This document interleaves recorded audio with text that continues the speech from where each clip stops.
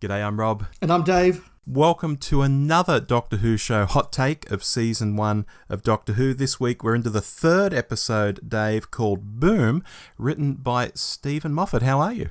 I'm good, Rob. I'm good. Yes, this was written by Stephen Moffat. Now, I don't know if you know of him. I know him because he wrote a show that I like called Press Game. Yes, very good show. Showrunner of that. He's done a few other things. Now, you may not know his Doctor Who connection is that he wrote The Curse of Fatal Death in about 1990-something. Yeah, a long time ago now. Yeah, so he's got a Doctor Who connection. I think he's written some short trips or something like that. And several series of the show. Yeah, he hung around in fandom a bit, would go to those tavern events in the UK. But, yeah, he's definitely a name. Yeah, he's all right. Yeah.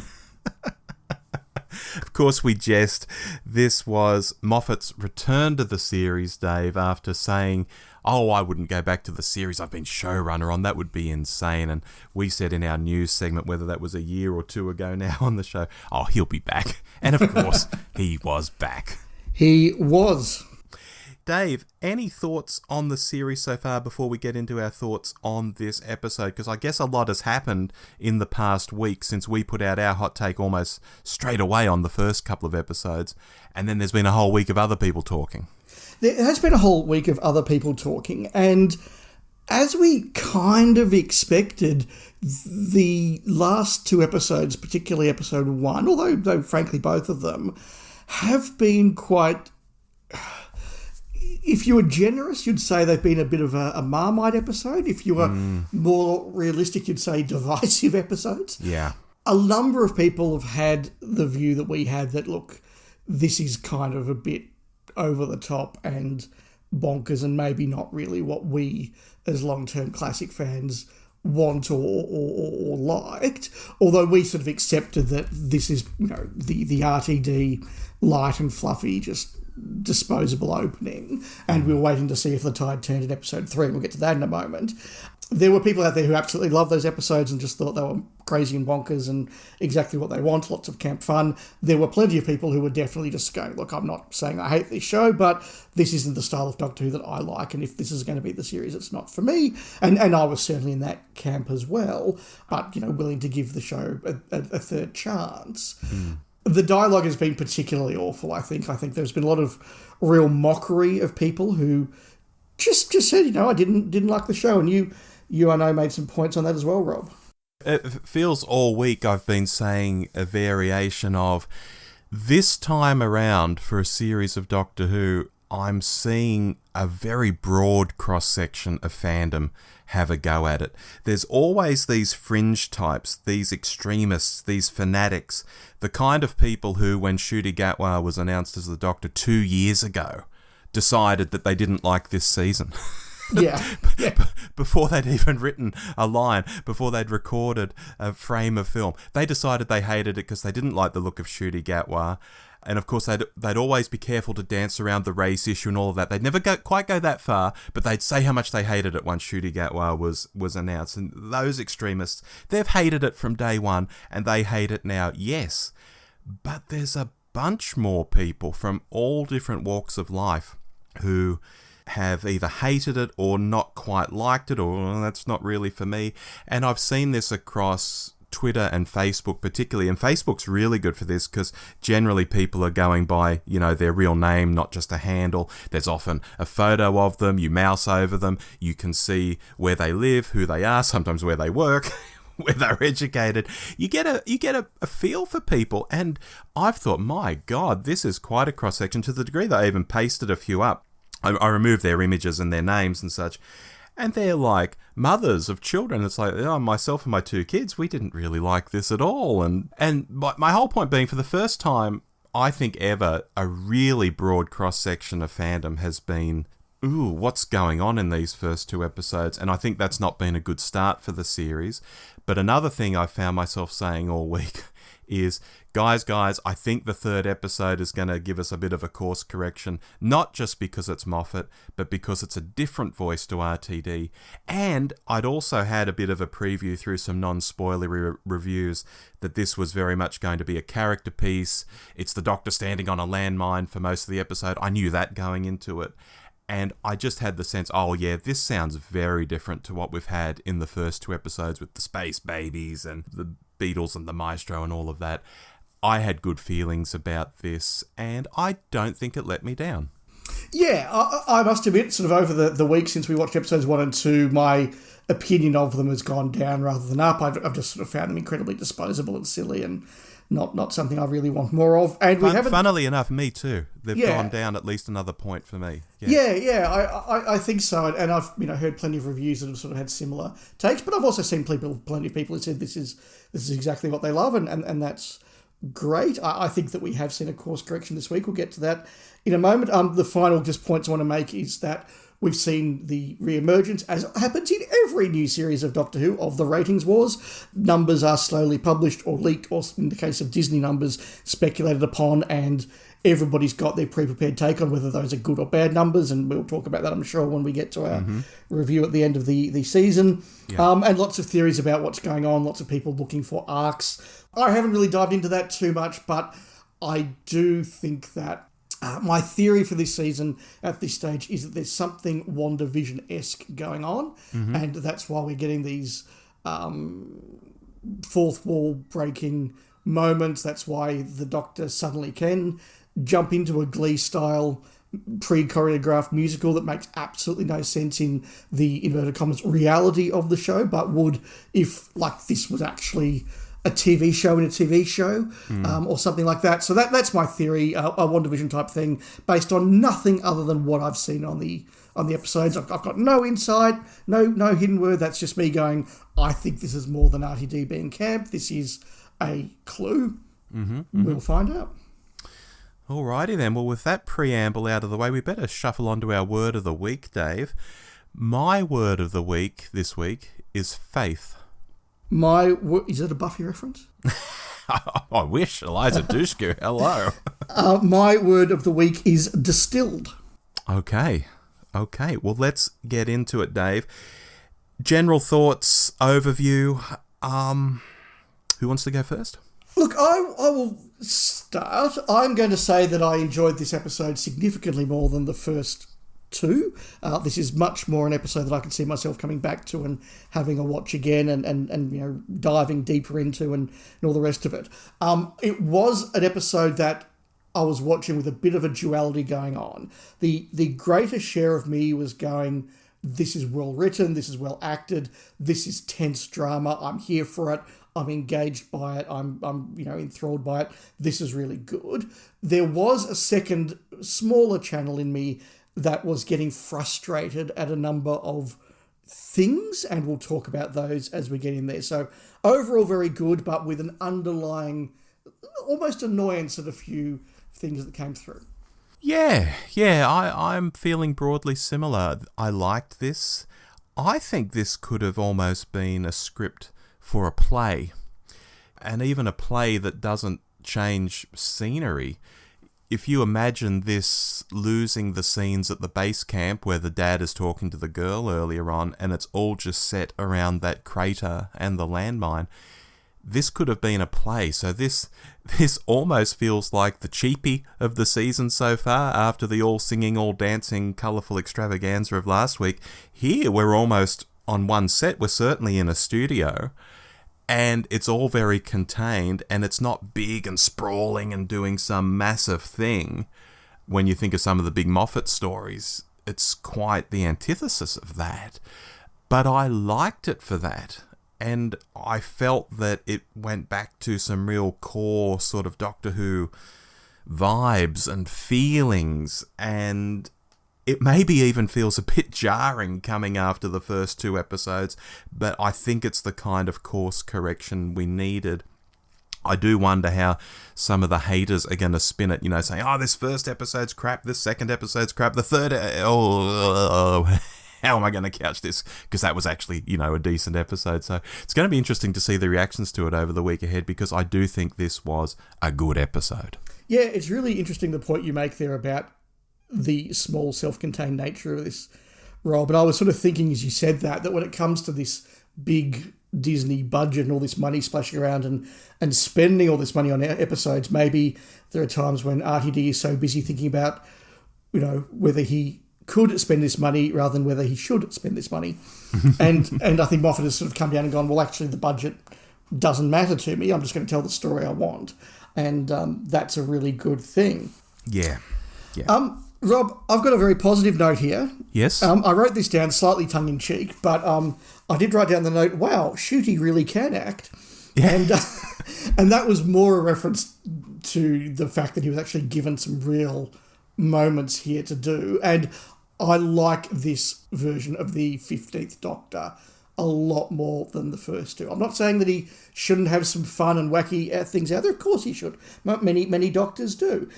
But I think Shooty playing smaller, more serious, more worried was fantastic. And he carried that off superbly well. And I like that a lot more than the outrageous 15th Doctor that we've had the last couple of episodes. Yeah, and look, we've picked out the moments in the Christmas special and the first two episodes where he did get small moments of being slightly darker, slightly different.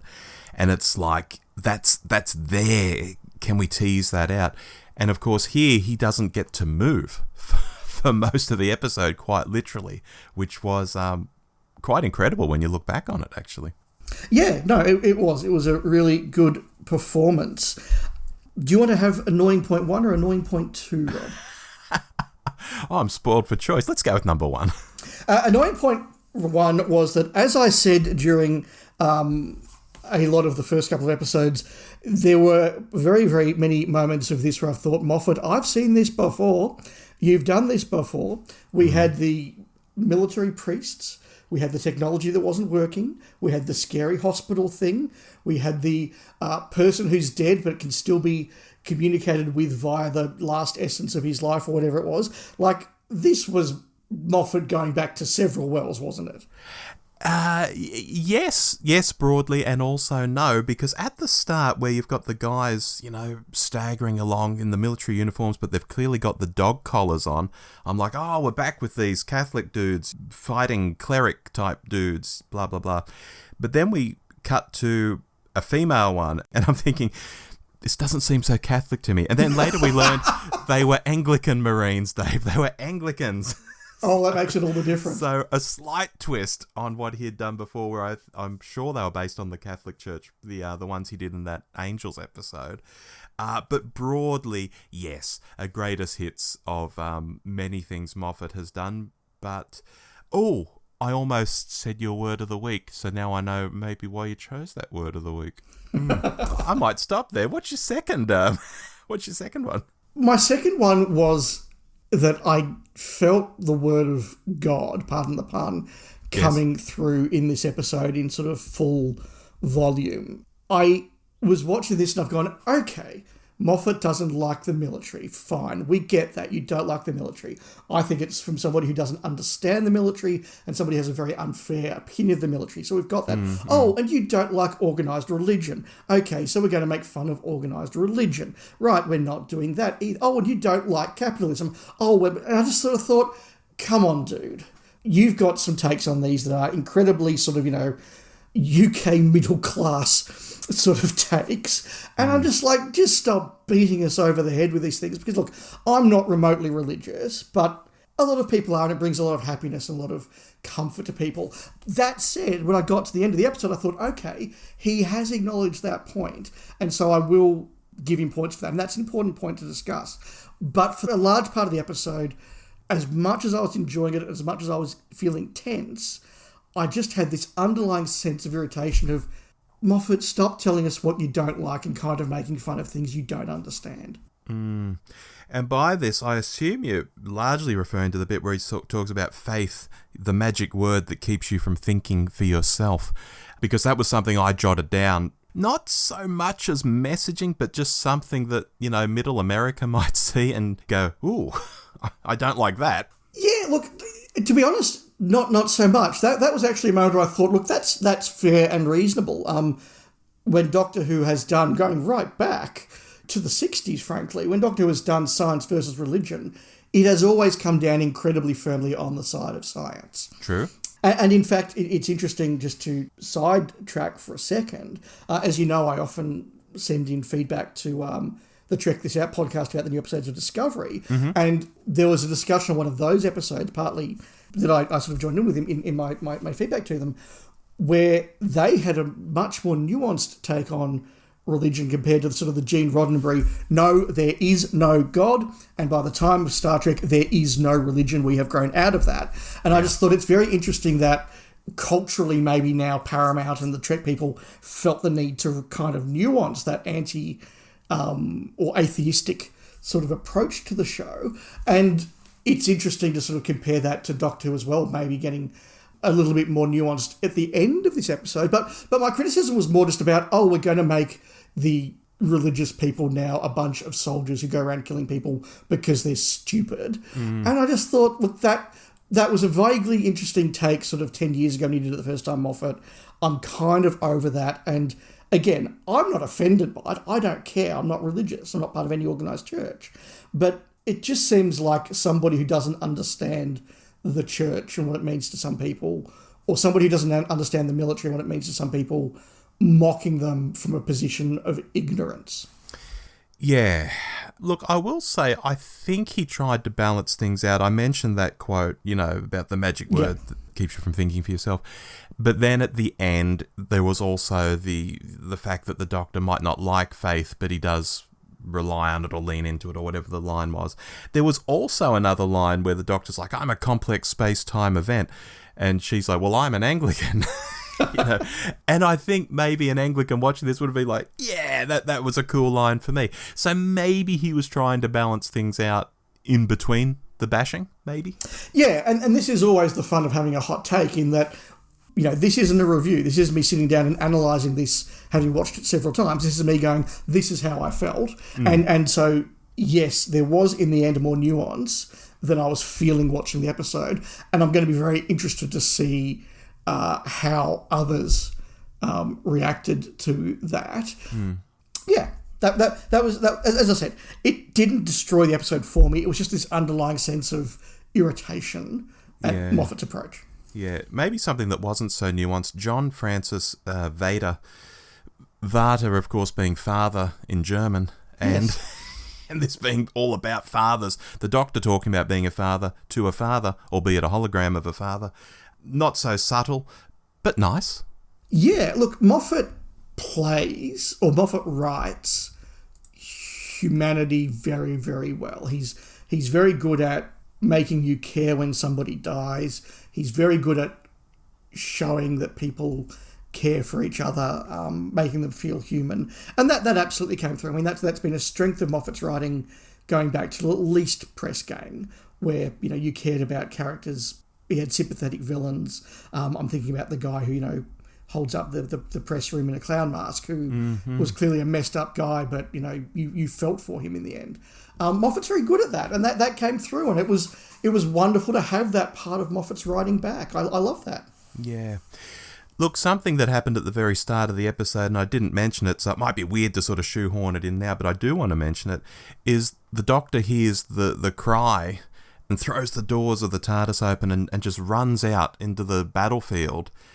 I was instantly thinking, this is Doctorish. Yes, he's being the Doctor. It wasn't some cutesy sort of start. It was, something's on. I'm out of here. I'm going to see what's going on. I thought he wrote the Doctor as the Doctor pretty much from the start of this episode. Yeah, that was really, really good. Another really good moment that sold the Doctor for me and sold Shooty as the Doctor for me was when he thinks that somebody else is in trouble, and he says to Ruby, go make sure that other person's safe. Someone could be in trouble. No, you're in trouble. They could be in more trouble. That was a very Doctorish line. I thought, yes, if I was, frankly, trying to sell the show to a new audience, that's the sort of stuff that I would have put right up the front. That's just my choice. Yeah, very cool. Singing, Dave. We've had a lot of singing in Doctor Who of late. This was slightly different. The Doctor just sort of crooning the Sky Boat song, which is a song I picked up on instantly because my dad used to play this album of Scottish music. Back in the early 80s when I was a young kid, my dad would play this album, and I just picked up on the song instantly, and I thought, that's really nice. But does Shooty have some sort of contractual note or something that he gets to sing in every episode now? Yeah, I don't know whether it is or whether it's just RTD sort of discovered that Shooty was able to sing and said, well, let's do that. Yeah, no, that was a nice moment. That was a very nice moment. That came very close to being my play of the week moment, in fact. I just thought it was really, really well done. And again, played small by both Millie and Shooty. Worked really, really well. Yeah, quite eerie to hear it coming over a battlefield.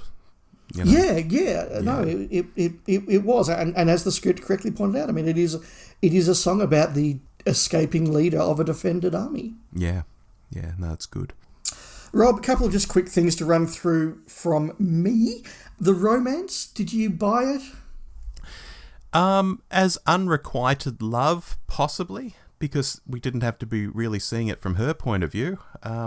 So, yeah, maybe if it's between the two soldiers that you're talking about. Yeah, that one. Look, I thought it was nice, but I did think the whole, he confesses his love and dies. Was just a little too cliched for Moffat. So, come on, Moffat, you can do better than that. Rob, we've mentioned in the last couple of episodes that we don't like the Doctor being scared. Mm-hmm. And here we had the Doctor in tears a couple of times. Now, this could be a theme that is going to play out and pay off. But if it's just a characteristic of the 15th Doctor that he's sort of more in touch with his feelings and he gets scared and he cries, no, that's not the Doctor for me. I'm not here for that.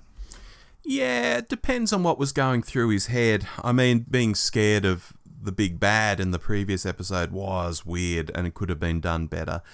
But here, if you're about to be blown up, is he fearful just because his life is going to end, or is he fearful because there's still so much to do and there's Ruby to look after and he's upset about that? I can completely understand being upset about that. Being fearful for, I might die, I'm going to have a sook. Yeah, maybe not so. It just depends on what was going through his head, which we don't actually know. I totally bought that he was sad that he's let Ruby down. Yes. But I don't need my Doctor to shed tears. Okay.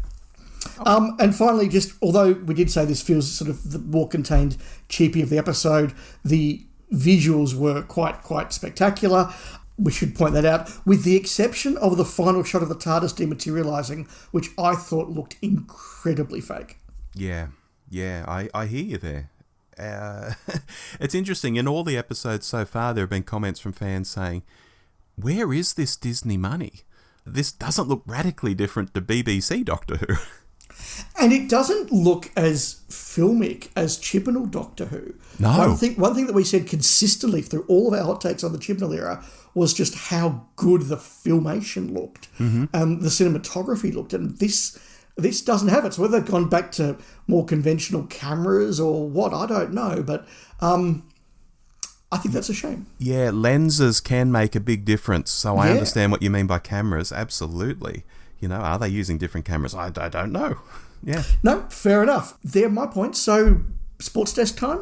I think so.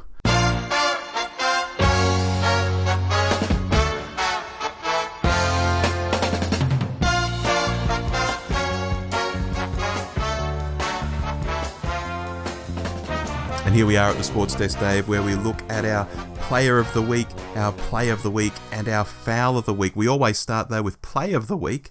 Dave, what was yours? Rob, there were a couple of genuine contenders for me this week. I went for the moment that Ruby was shot, because even though in my thought processing mind, in my brain, I'm like, well, she's going to be okay. We know she makes it to at least next season. Mm-hmm. It was done so well and it came out of nowhere. And I had genuinely had a moment of, what's happening how? Like, what's going to happen? Oh my God, she's been properly shot. And the fact that in the aftermath of it, there wasn't that, how could you do that? Why did you do that? But every character knew exactly what had gone wrong and why he made that mistake and why he genuinely did the right thing as he saw it.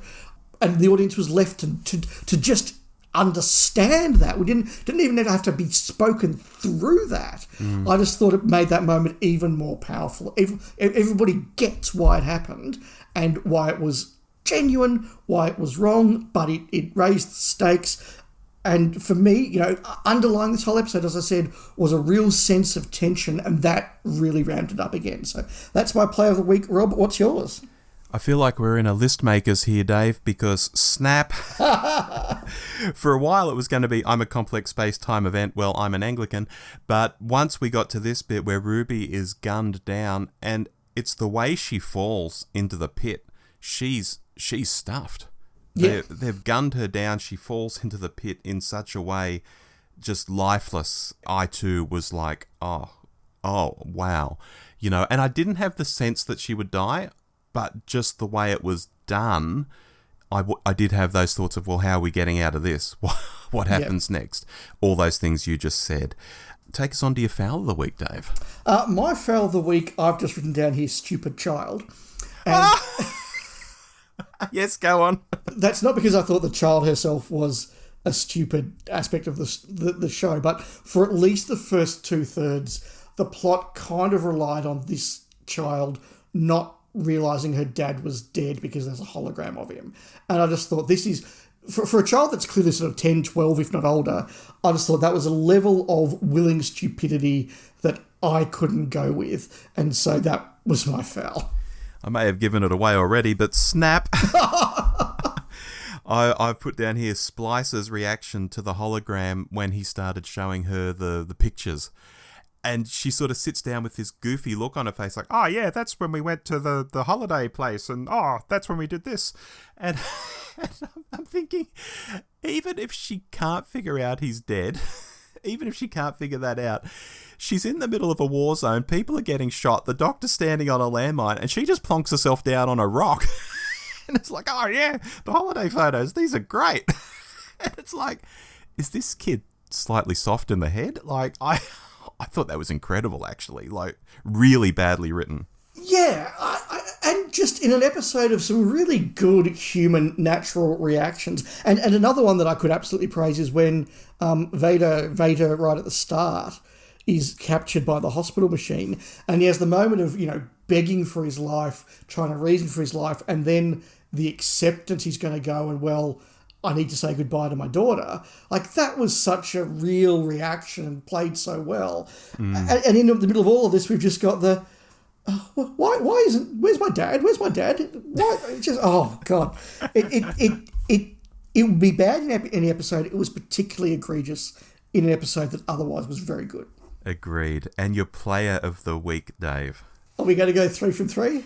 I don't know. We might. I've gone for Ncuti Gatwa. Snap. I hadn't gone for Ncuti Gatwa in the first 2 episodes because his performance, whilst fine, didn't blow me away in any sense. This is the first time in, frankly, any of his 4.5 episodes that I've been properly impressed by him, and I've started to feel that he is the Doctor for me, so I had to give him my player this time.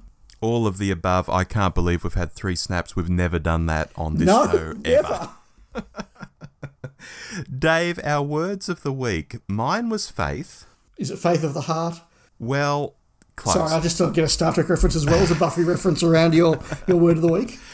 It was my faith in the show over this past week and telling people on X, look, just watch this Saturday. Things are going to turn around. Things will be better. Just watch this Saturday. Even if you hated those first 2 episodes, just watch this week.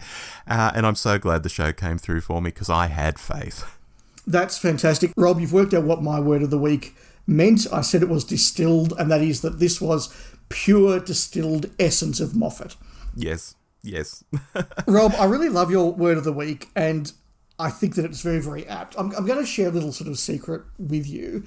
I was in a cab coming back from the airport to home yesterday after being in Canberra for the week, and I was listening to FTE's, what is it, the second great and bountiful Human Empire. Yeah. hot takes, and they were having a pretty robust discussion, a very, very good-natured but robust discussion on this episode. It was, yeah. And I was sort of thinking to myself, if episode 3 continues in the style of 1 and 2, and episode 4 continues in the style of 1 and 2, I'm not sure I'm still here for this series. And I was actually just starting to go, how's the conversation with Rob go? Where I say, I don't want to do hot takes anymore because I'm just not enjoying this. Like, how does that go? And how would it affect the podcast? And how it all sort of work? And like, it was just, playing out in my mind as I do. Because I didn't think it was the most likely outcome. But it was a possible outcome. And I'm very, very relieved that I've really enjoyed this one. It has, as we expected or hoped, gone more serious and darker than the soft and fuzzy RTD openers. The trailer for episode 4 looks as though it's going to again be a small, self-contained British village at night time with dark things going on. If that's the case, I'm here for that. So Yeah. you have no idea how relieved, listeners, I am to be able to say that this is much better than the last 2 weeks. Marvellous. Dave, to wrap up, I'm giving this an 8 out of 10. I don't think it's all-time Moffat genius, but when you think of what an episode 3 or 4 or 5 should be in any series of Doctor Who, I think it's what it should be. Particularly after the first couple of weeks, this does look maybe more like genius than it actually is, and maybe some vodcasts will go over the top and declare it as such just because the first 2 episodes did disappoint them. But I'm really sort of constraining myself and thinking, no, it might be genius compared to the first 2 episodes, but as an episode, I think it was good. I think it was an 8 out of 10. Yeah, this wasn't the Doctor Dances, it wasn't Blink, No. it wasn't the Doctor Falls, so it's not an A+. But in this moment, I'll give it an A-. Yeah. Which is about an 8. Like you, I'm taking a couple of marks off for a bit of Moffat unoriginality and a couple of duff moments, but it's pretty solid. Will I feel the same in 5 weeks' time when we wrap this whole up? We'll see. But no, for now, a definite step up. I wonder what people new to the series will make of this, because it is quite a tonal change from the first 2. I wonder if people new to the series are still watching. That's a question for another time. Yeah, we'll talk about that maybe at the end of the series when we get a better view of things. But until then, until next week at least, Dave, that's all I've got. I've been Rob. I've been Dave. We'll see you then. Bye-bye. Bye.